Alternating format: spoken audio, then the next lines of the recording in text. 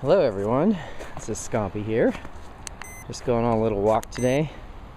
Getting some UVB3 at 10:30 in the morning. It's quite cool. I was going to take you on a little walk here. You can kind of see a bit where I'm living. It's a sunny day. It warmed way up. It feels like it's 37, 38 degrees. I'm like just in my t-shirt here. And I'm just going to take a little stroll talking about some things because I thought it was important. I was scraping my driveway off. I'm getting all this crazy amount of icy, snowy, wintry mix off my porch so I wouldn't slip and fall. You have to wear really good boots here, as you can see. I did fall once 2 days ago on my hip. Nothing really bad happened, it's just bruised.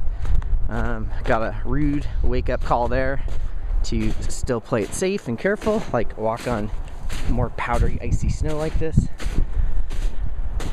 So I'm just walking about a block away from my home. My home's up the street here. And I'm walking over to the river because I was thinking about two major subjects today, and I didn't want to like write it all out. I thought, oh, doing a video might be easier. So here we go. First of all, when I was shoveling out my driveway, I have little like ridges all over my driveway for gripping your feet. But when the ice settled in there, it literally created an amazing like synergy to the point of it felt like exclusion zone ice.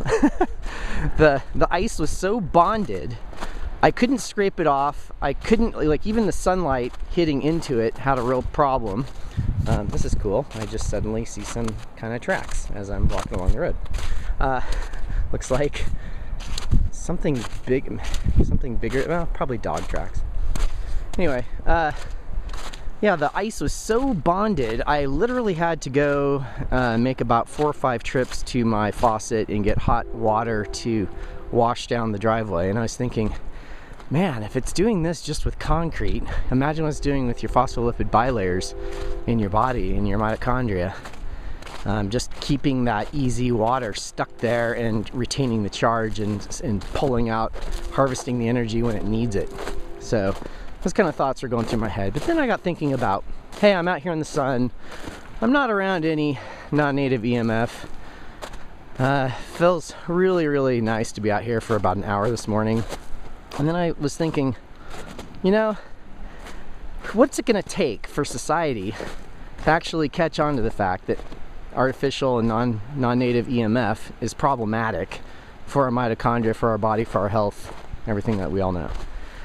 And then it hit me, kind of a sad revelation hit me, that I think it's going to take someone like an Angelina Jolie or a Harrison Ford or even a Keanu Reeves, somebody that is known across the gambit, across all of society, and they come out and they say something really odd and controversial to the public that they're like, huh?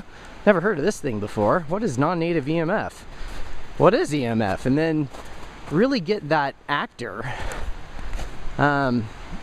like ramped up in the actual biophysics so they have really good credibility to stand on, bring up some studies, and then propose it. Like Angelina Jolie goes all the time to Congress talking about this or that. I mean, she's very, you know, she's a world-minded person. She's got, her whole family is from different countries.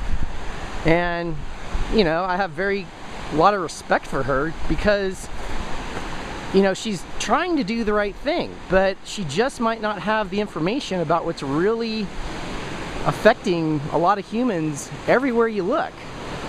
And the non-native EMF has been a huge part of my life, like massively big, as you all know.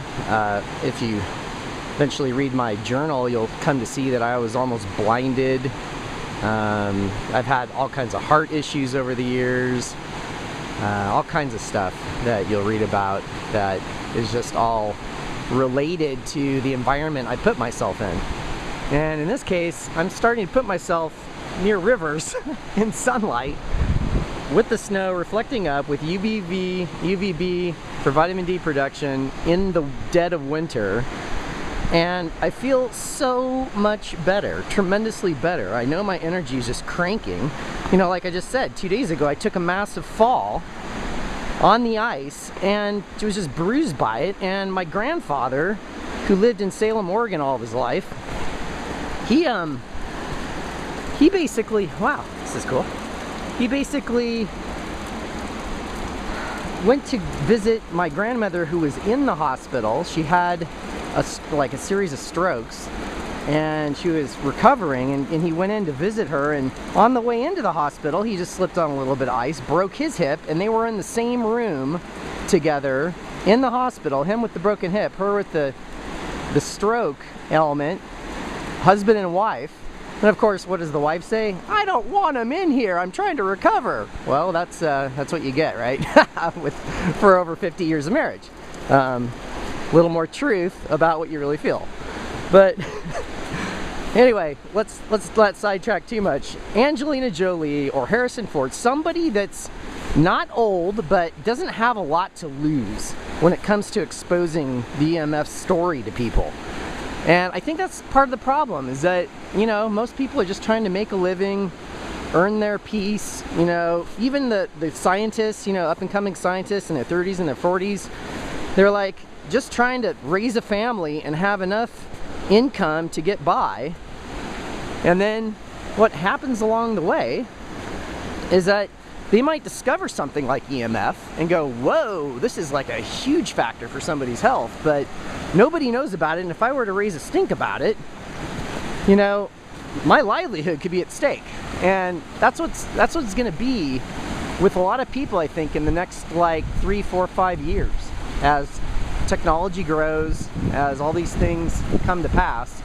But, you know, come 17, 20 years down the road, it will have been worth it when the studies are known. It's the link is absolutely verifiably clear between EMF and mitochondrial damage, and, you know, spinning the ATPase worse, just all the details we know about. I don't know how far, I don't know if I'm actually standing on part of the river right now. I think I might be, but whatever, if I fall in, a little bit of CT. So yeah, that's kind of like my rant here for the day, is that we need somebody out there to be trained in the science that is already famous. Instead of using your intellect to memorize lines for a movie, use your intellect to memorize some reactions and what goes on in the chains and the mitochondrial complexes, and you might be surprised. So I think that's what's going to take. Just thought I'd share this little bit of nature and my story with you and my thoughts for the morning. All right, I'll post it up later. Bye.